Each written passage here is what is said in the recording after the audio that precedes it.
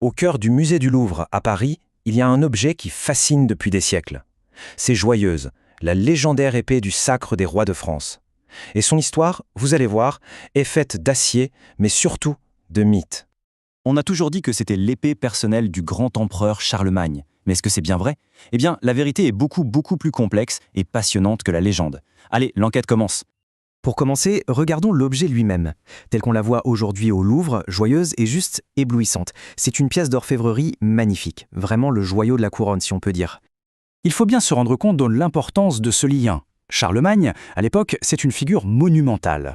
Donc, posséder son épée, ce n'était pas juste posséder une vieille arme, c'était hériter de sa grandeur, de sa légitimité. C'est ce lien qui a donné à Joyeuse une aura presque sacrée, bien au-delà de sa valeur matérielle.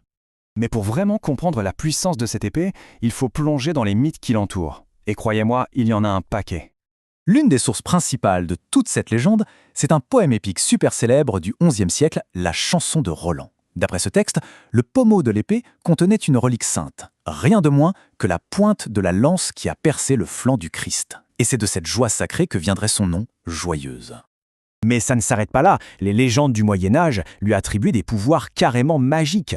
On disait qu'elle pouvait briller plus fort que le soleil, changer de couleur, rendre invincible face au poison. C'était plus seulement une arme, c'était un artefact de super-héros pour un roi qui se voyait presque comme un demi-dieu. Cette anecdote montre à quel point l'épée est ancrée dans l'imaginaire français. On raconte qu'une ville entière, Joyeuse, devrait son nom à la redécouverte de cette lame. C'est dire à quel point le symbole a dépassé la réalité historique. Bon, tout ça, c'est la légende. C'est une belle histoire. Mais que se passe-t-il quand on la confronte aux preuves scientifiques? C'est là que notre enquête prend un virage décisif. Les analyses des historiens de l'art nous racontent une toute autre histoire. Le pommeau, il date des 10e, 11e siècles. La garde, avec ses dragons, 12e. La poignée, encore plus tard.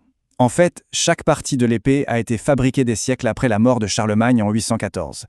La conclusion est donc sans appel, l'épée du Louvre ne peut pas être l'arme personnelle de Charlemagne. Alors comment on peut comprendre cette contradiction? Cette analogie de la hache de famille l'explique parfaitement. Si on remplace chaque pièce d'un objet au fil du temps, est-ce que ça reste le même objet? Cette question nous amène à un célèbre paradoxe philosophique. C'est le paradoxe du bateau de Thésée. Joyeuse n'est peut-être pas l'objet physique original de Charlemagne, mais son identité symbolique, transmise de siècle en siècle, n'est-elle pas tout aussi réelle? C'est vraiment une question essentielle pour comprendre sa véritable histoire. D'accord, donc l'épée n'était pas l'arme de guerre de Charlemagne.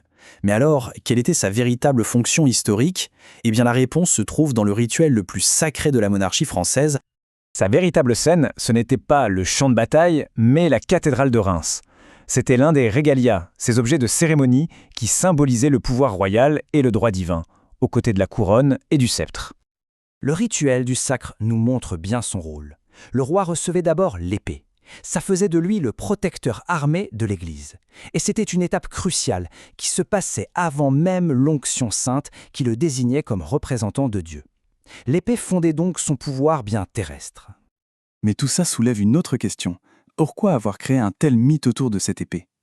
La réponse se cache dans une grande rivalité impériale. Et voilà la révélation finale. Les rois de France n'étaient pas les seuls à se revendiquer comme les héritiers de Charlemagne.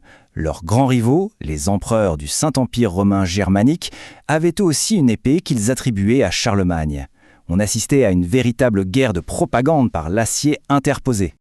Comparons-les un peu. D'un côté, l'épée française, Joyeuse, qui s'appuyait sur la puissance d'un mythe littéraire. De l'autre, l'épée impériale à Vienne, qui revendiquait une origine divine, un cadeau d'un ange. Chaque épée était un instrument politique ultra puissant, conçu pour légitimer une dynastie face à l'autre. Le mythe n'était pas qu'une histoire, c'était une arme géopolitique. Après des siècles de service, le destin de l'épée bascule avec la fin de la monarchie.